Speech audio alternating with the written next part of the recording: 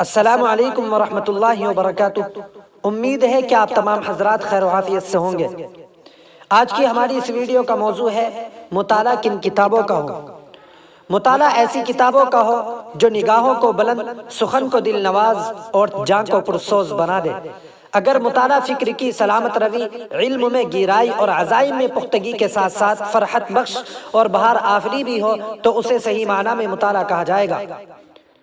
حقیقت یہ ہے کہ آج کا دور انتہائی ترقی پذیر اور مسابقے کا دور ہے۔ ذرائع ابلاغ و ترسیل کی بہتات ہے اور سہولیات کی بھی کمی نہیں ہے۔ ایسے ہی طرح طرح کے اخبارات اور رسائل اور کتابوں کی بھی فراوانیاں ہیں۔ اب ذہن میں یہ سوال ابھرتا ہے کہ کتابوں کی اس ریل پیل اور جنگل میں کن کا مطالعہ کیا جائے اور کن کو چھوڑا جائے۔ اس کا سیدھا سا جواب یہی ہے کہ یہ ممکن نہیں، اس لیے کہ نہ ہر کتاب قابل مطالعہ ہے اور نہ ہی تمام کتابوں کے مطالعہ کرنے کی انسانی زندگی میں گنجائش ہے۔ اس لیے انتہائی چھان پھٹک کر کتابوں کا انتخاب ہونا چاہیے۔ یہ بات بھی انتہائی ضروری ہے کہ کتاب ایمان سوز اور اخلاق سوز نہ ہو، اس لیے کہ مطالعے ہی کے غلط رخ نے عبد الماجد کو ارتداد کے گڑھے میں دھکیل دیا تھا، لیکن بعد میں اسی شخص کے مطالعے کی سمت جب درست ہوئی تو عبد الماجد مولانا عبد الماجد ہو گئے اور مفسر قرآن اس شخص کے نام کا جزو لا ينفک بن گیا۔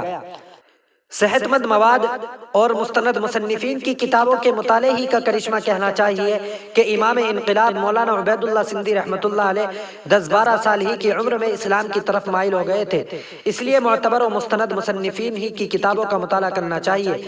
کتابوں کے انتخاب کے سلسلے میں مولانا یعقوب نانوتوی رحمۃ اللہ علیہ کے حوالے سے حضرت مولانا اشرف علی تھانوی رحمۃ اللہ علیہ، شاہ ولی اللہ رحمۃ اللہ علیہ کا ایک مقولہ نقل کرتے ہیں: جب کسی کتاب کے مطالعے کا ارادہ کرو تو پہلے اس کے نام کو دیکھو، اگر نام ہی اصل مضمون کے ساتھ مناسب نہ ہو تو اس کو چھوڑ دو، پھر تمہید کو دیکھو، اگر وہ کتاب کے مضمون کے مناسب نہیں ہے تو چھوڑ دو، اس کے مطالعے میں وقت ضائع نہ کرو۔ جب نام اور تمہید میں مناسبت دیکھ لو تب آگے بڑھو۔ اس سلسلے میں ایسے اساتذہ کی رہنمائی بھی بڑی کارآمد ہوتی ہے جن پر مطالعہ کرنے والے کو مکمل اعتماد ہو۔ رہنما ایسا ہونا چاہیے جو بذات خود ہر اعتبار سے ایک پیاسے کی تشنہ لبی کو دور کرنے کی بھرپور صلاحیت رکھتا ہو۔ مفکر اسلام ممتاز عالم دین حضرت مولانا علی میاں ندوی رحمۃ اللہ علیہ فرماتے ہیں: مطالعہ وسیع کیجیے اور اس کے لیے اساتذہ سے، خاص طور پر مربی الاصلاح سے اور ان اساتذہ سے جن سے آپ کا رابطہ ہو ان سے مشورہ لیجیے۔ اسی طرح اس پگڈنڈی پر انتہائی سبک روی سے چلنے کی ضرورت ہے۔ مولانا ندوی رحمۃ اللہ علیہ مزید فرماتے ہیں: یہ ایک پل صراط ہے، اس پر سبک روی اور بہت احتیاط کے ساتھ چلنے کی ضرورت ہے۔ یہی وجہ ہے کہ حضرت عمر رضی اللہ تعالی عنہ جیسے عظیم شخص کو حضور صلی اللہ علیہ وسلم نے توریت جیسی عظیم المرتبت آسمانی کتاب کے مطالعے سے منع فرما دیا تھا۔ مطالعے کے بنیادی مواد کی طرف اشارہ کرتے ہوئے ڈاکٹر یاسین مظہر صدیقی ندوی کہتے ہیں: مطالعے میں ہدایت نبوی کے مطابق سب سے اچھی چیزیں لے لیں اور بری چیزیں چھوڑ دیں، اس میں انصاف سے کام لیں کہ یہی خیر کا دروازہ ہے۔